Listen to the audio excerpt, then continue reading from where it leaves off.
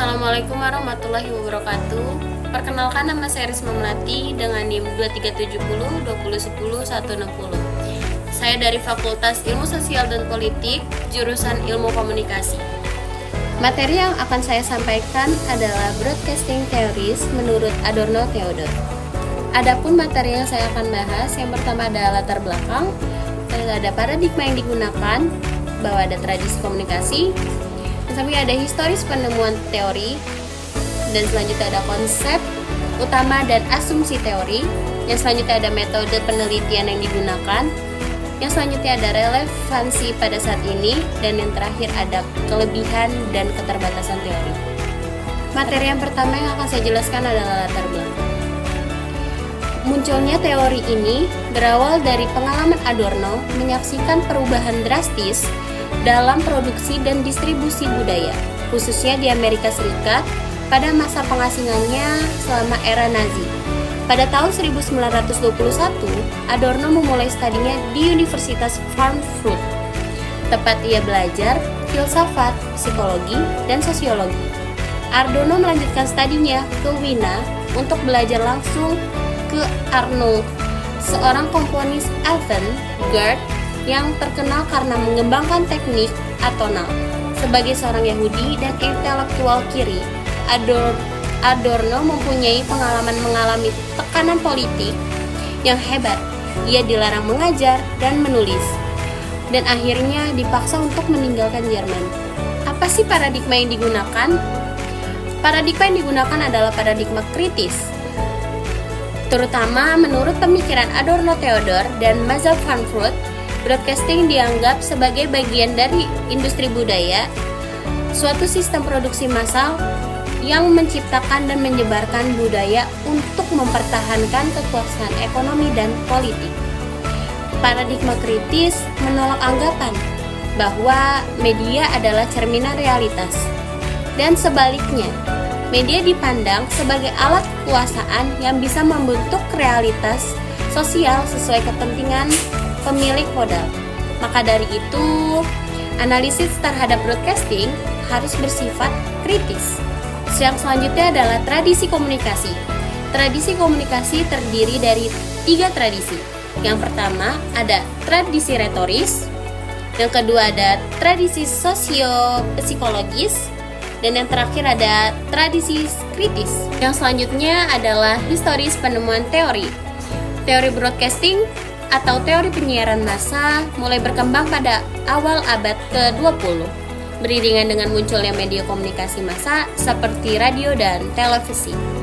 Pada masa itu, komunikasi dianggap sebagai proses satu arah, di mana pesan dikirim dari sumber komunikator kepada khayalak luas tanpa adanya umpan balik langsung.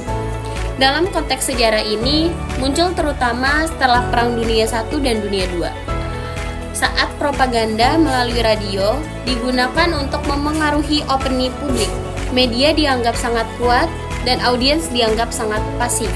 Yang selanjutnya ada konsep utama dan asumsi teori. Konsep utamanya berfokus pada penyebaran informasi secara serentak atau simultan kepada sebanyak mungkin orang melalui media, seperti radio, televisi, atau platform digital yang bersifat siaran langsung.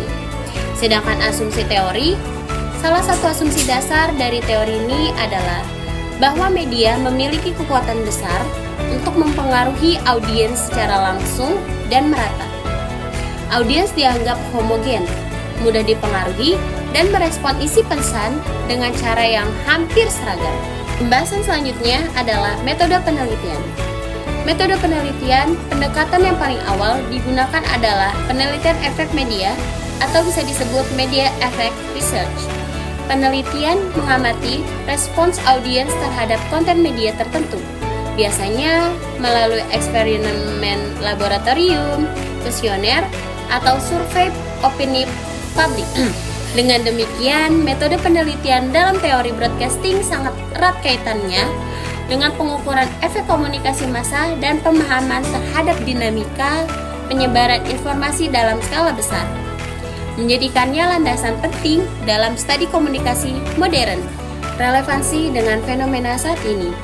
Media digital telah membuka peluang interaktivitas dan personalisasi.